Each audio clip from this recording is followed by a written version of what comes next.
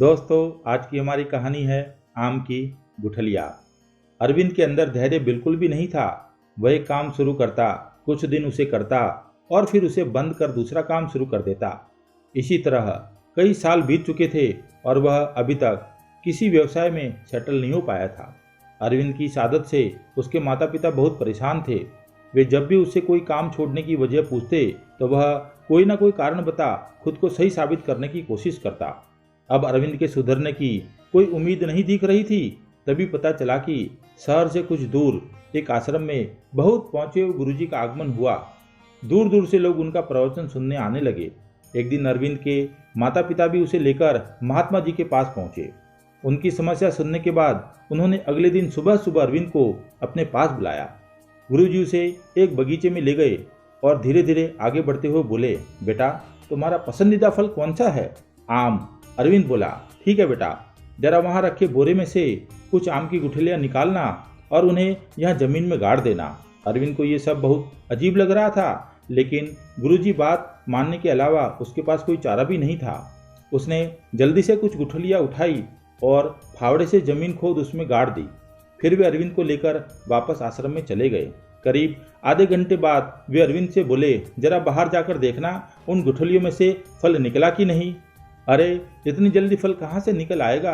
अभी कुछ ही देर पहले तो हमने गुठलियाँ जमीन में गाड़ी थी। अच्छा तो रुक जाओ, थोड़ी देर बाद जाकर देख लेना। कुछ देर बाद उन्होंने अरविंद से फिर बाहर जाकर देखने को कहा।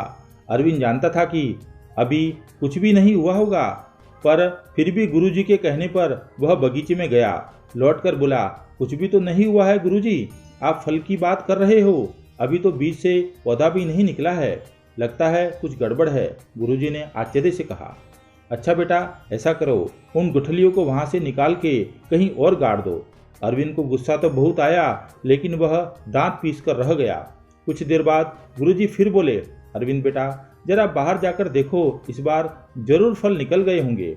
अरविंद इस बार भी वही जवाब लेकर लौटा और बोला, मुझे पता था इस बार भी कुछ नहीं होगा, कुछ फल वहां नहीं निकला।